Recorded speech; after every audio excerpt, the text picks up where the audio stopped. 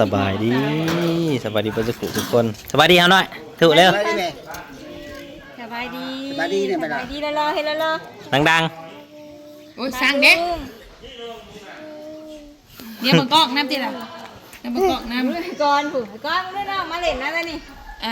มาแต่บุญละไอไปขายเป็นไอสู คืนนี้นั่น คืน อัน ไอ เช้าโพซีกับพัวเราอยู่ห่างสีเขียวเลย ๆเพิ่นมาถาประมาณ30นาทีเพิ่นเอา อยู่ได้ยังเดินเช้าโพซี เครื่องใส่ของเจ้าถ้างบ 1,000 บาท เนี่ยกูหน่อยแท้ สำนั่นแหละทำงบ ตามคนให้มา เออ บ่แม่ลูกจะได้5,000 ขายทอง 5,000ก็เซ็นให้เขาจะเซ็นไว้เวลาจะมาขี่ลำลัง อีสิ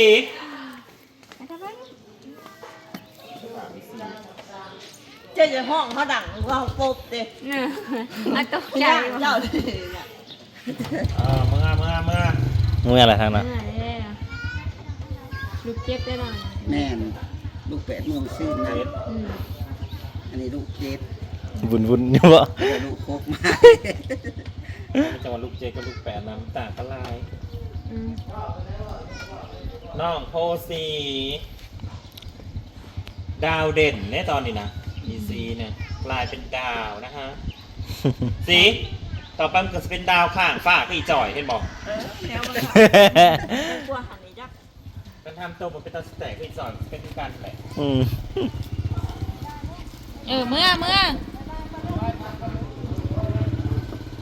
อละเขาจะเอามายังก็ จะเข้ามาสักที มาเอาเงินพายมาโม่อะไรอีแม่หูเรื่องหูเล่าเนี่ย มาแต่ท่านพูดได้ระหว่างคือมันคือมาแต่ท่าน นั่งตลอดตะแลอยากหูเรื่องซาบ้านครับไม่ได้ใส่ใจ มาแต่พูดแล้วจะมาแต่ใจ โอ้ย มากับว่า ก็นั่งข้างเขากลัว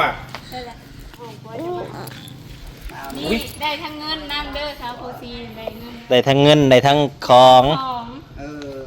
สีจะเป็นวัฒ อันนี้ นาดีเนาะ ของในใจก่อนทั้งก่อน อะไรไม่รู้ ของเช้าโพซีที่ซื้อของให้หาเจ้า จะเอาลูกจะมา จะมาแล้ว จับเอาไรลูก ทุจ้า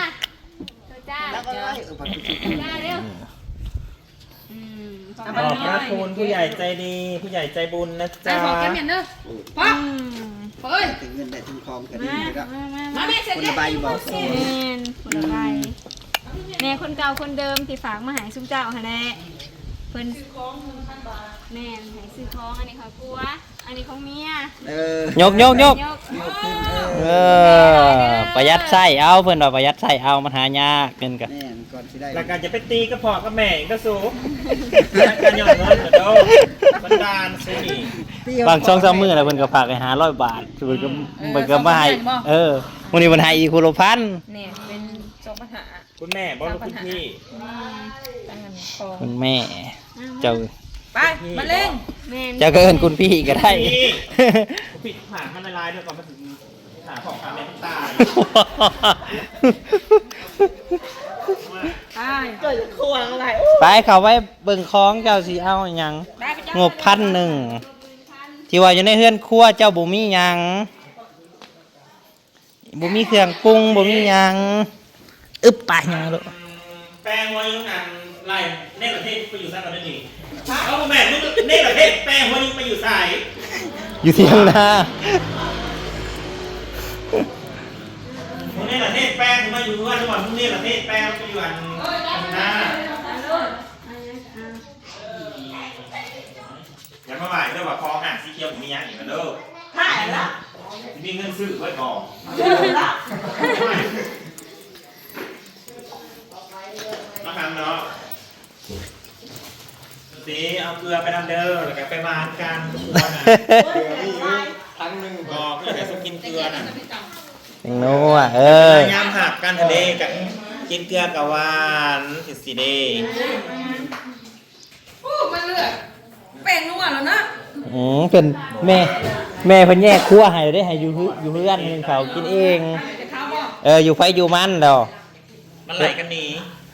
แยกกันไปว่าอยากให้ลูกลองใช้ชีวิตส่วนตัวลองเบิง เจ๊แปลว่า เลยกัน จะว่าอะไร แม่มึงว่า เราว่านั่นแหละให้ใช้ชีวิตส่วนตัวลองเบิงบ่อยากให้ไปอันนั้นเล่าเราอ่ะ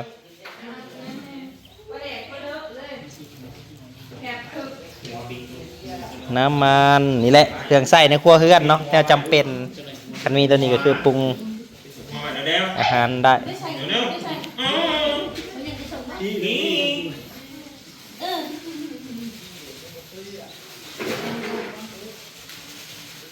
่ เบิ้งมันจะได้ยังไง ปลาหมึกนะซื้อซอยเหรอพ่อ ไข่เพิ่มเอามาสิ ให้ได้ลูก ไข่นี่ กินไข่คุ้มมือ เอาไข่แดง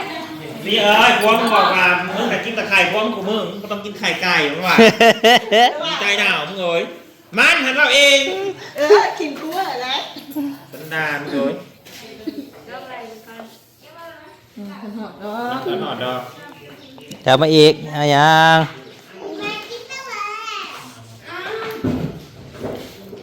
กระบูมีแต่เป็นมาซี่กระบู สบู่ยาสีฟัน แดงสีฟ้าน้ สวัสดีครับทุสบายดี ป้าอยู่ แน่มึงกล้อง เนี่ยมันก็ สบายดีปายงโอ้ยเอาหน้ามันก็ใส่สักหน่อยนะอย่าเทมก็จะ จังหวะคือเงียบใจมอยอยู่ฮะตอนนั้นก็ไปซักยาอีกยังอยู่ละอืม นี่ก่อน เดี๋ยวจักรอดแล้ว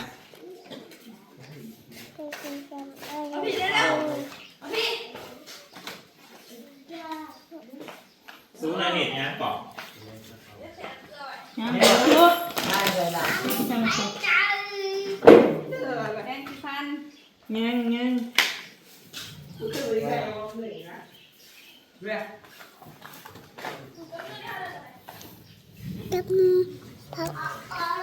ห้ามกันลงหนึ่งคนเอายังน่ะนะแนวทัดถวย เออ มีเชี่ยวเฮ้ยมีเชี่ยวนะ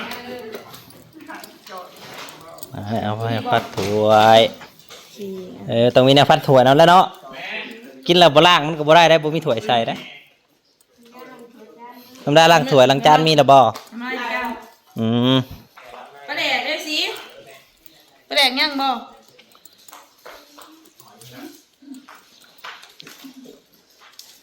ปลาเด็ก ซีได้หลับข่าวดีปะสู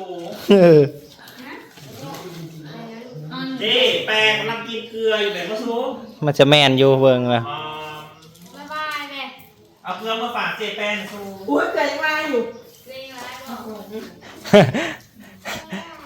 ตีได้หอมครับอุตปี ใจยักร้อยละ ยังอะไร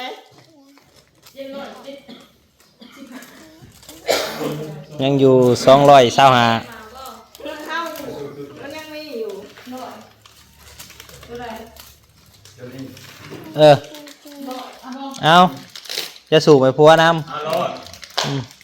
รุดหนึ่ง อันนี้เท่าไรเถอะน้ำมันหอยเนี่ย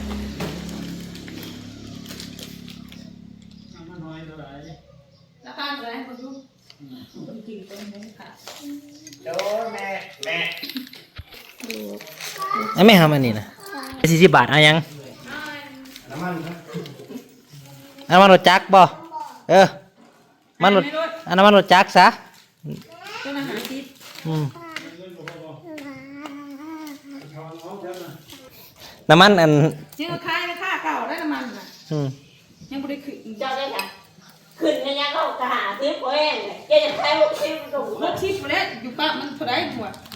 มันใช้ลูกเราขึ้น ปั๊มกับ29 30เลย เขาปั๊บขึ้นมาแล้ว อืม น้ำมันนิดหนึงจบจ้า จบจ้าหาถุงมาใส่จ้าน้องสีเป็นยังไงดีใจอย่าบ่ได้แนวเมื่อปรุงเมื่อใส่เมื่อกิน ขอบคุณค่ะแม่ ผมคนหลายๆเด้อสิ นี่ได้เครื่องปรุงได้ไข่ได้ยังเพิ่นน่ะจะลองออกเฮือนเบิ่งแม่ให้ลองออกเฮือนเบิ่งอืม แล้วมันไม่หัดใครให้ ใครแล้วเราบ่ให้เฮ็ดหน้าเอง เราว่าสิให้เฮ็ดหน้าอันลองเฮ็ดหน้าเองอีกได้บัดนี้นะให้หาเงินซื้อน้ำมันเฮ็ดหน้าเองเฮ็ดไปเฮ็ดมัน อยากได้ป่ะ เออ รถไถก็เปลี่ยนกันไถหักนี่ก็จะมีน้ำมัน ใช้ใจน้ำกัน เออ สื่อไทยเอง ก็เต็มก็จะมีเงินซื้อน้ำมันลองเบิ่งเรา เฮ็ดได้เนาะ เออ เอากระต่างลมดูลูก เฮ็ดได้จังได๋ กระต่างลมไหน ยังสิบ่ได้ มาสิ้นยังน่ะนะดีใจน้ำหนองโพสีขอบคุณผู้ใหญ่ใจดีสีอุดหนุนหลานสีเขียวนะคะ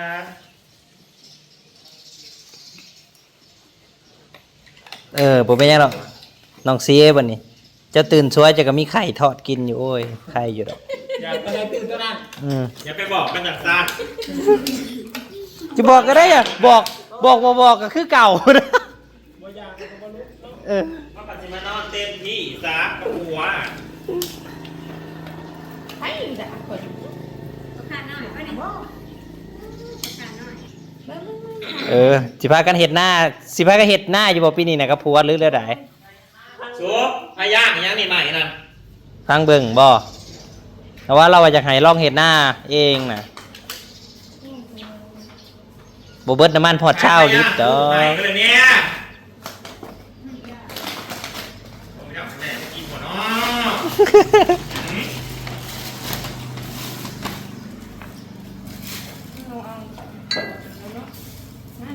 ขวดใหญ่โลดเอาเมื่อพัดเมื่อทอดเมื่อหยังก็แก้วเราต้องแก้มาโลดมากินเพื่อน จะโบกห่านเนาะสิไปซื้อไข่ซองหน่วยให้เบิดแตะอีกได้บ่รู้ ตัวมันเรือเห็นเนาะ เออ เนี่ยที่ยังไม่พอจะใครแตะมัน เออ มาแต่ สีลืมถามสี อะไร อ่ะคดีเราว่าเดียวนี่นะก็กลัวน่ะหลังจากเรียนแม่หมอไปเบิ่งดวงใช่นะ หักกันดีอยู่บ่ น่ากันดี อืม บ่ได้มีให้มีด่ากันติเออ ซัพพอร์ตอย่างเงี้ยกลัวเนาะ เอาใจ บ่มีให้มีด่าหักสิให้กับแม่ แล้วก็เลยให้แยกครัว เติบเนาะ อ้าวสู่ไปลองเบิ่งใช้ชีวิตคู่เพิ่นเอิ้นว่าชีวิตคู่เดี๋ยวจะไปคู่กันได้เห็นว่ากันได้ คู่ตีกัน คู่ตีกันแล้วก็บ่ได้เด้ หมอมาถือกับแม่หมอว่าแล้ว แม่ว่าเบิ่งให้เรียบร้อยแล้ว มันก็แฮปปี้ดีมว่ะ อืม ก็ดีใจในบางสีก็ไปตามยาจะก็เลยสิบอก นั่นแหละเดี๋ยวถ้าเซาเอื้อยมาก่อนเนาะ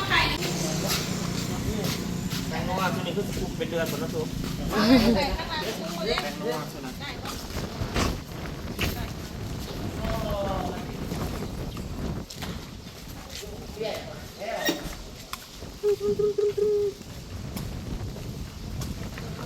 ไปส่งมากินมาได้แห้งมาป้าบลูกจะได้อีสี ว่าหัน มาสิแง่แง่ซะอีได้หนาวเอ้ยไปดอกซอกนี่ต่อยได้อยู่เอ้า โดยเข้าใจคือกัน แล้วเราตายห่านมันมีแห้ง โอ้ยจังเลยจะไล่ อีสีไป ไป มื้อนี้ก็มาส่งข่าวดีให้สาวเอื้อยกับสาวจอยได้บาดนี้ฮอดคิวเพิ่นแล้วสาวจอยก็แม่ทางเมืองนอกก็เป็นห่วงเพิ่นว่าบ่สบายว่าซั่นเป็นหยังก็เพิ่นเป็นโรคกระเพาะหรือเป็นหยังก็ ขลัง มักไขลังเป็นมักไขลัง นะใบกระท่อมเขาไปก้อนอยู่ในหมากไข่ลัง ข้าเจ้ายังฟื้นอยู่มันบ่รอดได้บัดนี้มันฟื้นอยู่บ่รอดได้ ตาสกปรกเนาะ ก็จะเอาไปจี่ได้บัดนี้เศร้าแล้วก็เศร้าแล้วอยู่น้ำแม่ใหญ่ซ้อนนี่แหละเป็นหมู่เศร้าเอื้อยไปกับเจ้ามาแทนมาอยู่น้ำลาวเป็นหมู่ ข้าวเด้อ อืมแจ้งข่าวกันเลยนี่กับเศร้าเอื้อยสิเดินทางแล้วพี่น้องเอ้ย ใจรับเพื่อนมาให้ห้าคำเนาะใจเนาะ กะมันเด้อสิเอาสิ เลี้ยงส่งมื้อนี้ได้ อืม แค่ทัดเสียวนี่ อืม โดยจำมาตอนนี้เลยหน่อยโดยจะผูดตัวใหญ่ๆเริ่มเลยหน่อยเด้อ เอาตัวใหญ่กว่าหมู่อยู่แน่นเที่ยงหน้านะว่าสิ นี่เป็นละลายเวลาม อบข่าวดี จับแล้วก็ให้เรียนอินจะมาส่งหน่อยนะเนาะ ได้ลูกเขาด้วยจ้ะ นี่นะ นี่เขาเรียก ไปสิพาอีจอดไปเป่า แคสเป็นละบาท แคท ใช่เด็กค่อยซุยมาแล้ว สบายดีเด้อพี่น้อง หน่อยมาส่งหลานก็อยู่เพื่อนถามมาโมบุญเขามาจะโมบุญเขามา ไม่ แล้ว ได้ ก็ ในเฮือนนั่นเนาะจ้ะ ช่วงอยู่เยอะ เป่าช่วงนักบ้านนี้นี่เปล่า จะมาส่งก่อนก็ได้ ตัวสองสาวในหับข่าวดี สาวไปหับข่าวดี กูเท่าไรอ่ะนะ คุณละ9 บาทเท่าไหร่ก็เห็นแบ่งเขียวท้ายต่อคุณใหญ่จะดีเอ้ย มาตะวินอะไรปิดมันอะไรหัวบนนอน เงินบ่พอบัดนี้ อ้าว อ้าว ล่า ให้ สุ ซา ด จอยก่อนเนาะ ปอ ป้าเฮ้ยจอมก็ได้หลายแก 3,000บอก 3,000ปลาย ร้อย ๆ 3,100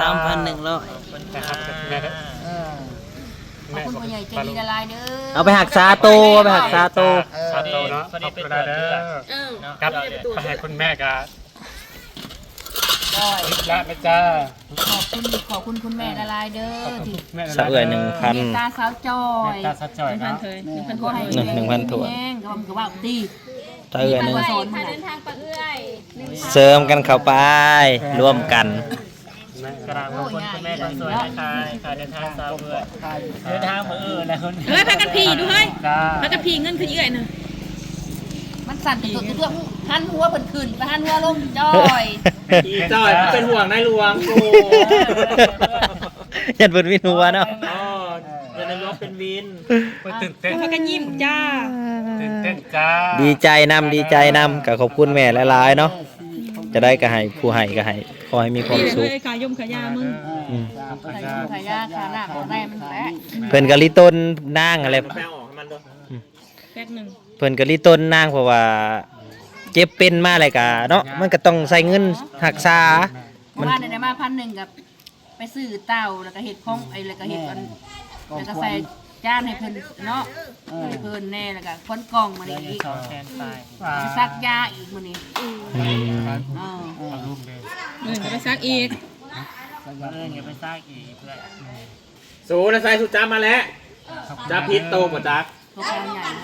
ไม่ได้ว่าเซลไปให้อยู่เพื่อนพอดีซาจอยอยู่นี่เรือแม่เจ้าวันนี้ แม่ละลายเด้ออยู่ดีมีสุขภาพแข็งแรง ใหญ่อันนั้นก็ได้ แน่นได้ หักซาตัวพี่น้อง เอ็มก็เก็บไว้เฮ้ย ขอบคุณหลายๆพี่น้องได้รับชมช่องน้องน้ำต่อเด้อ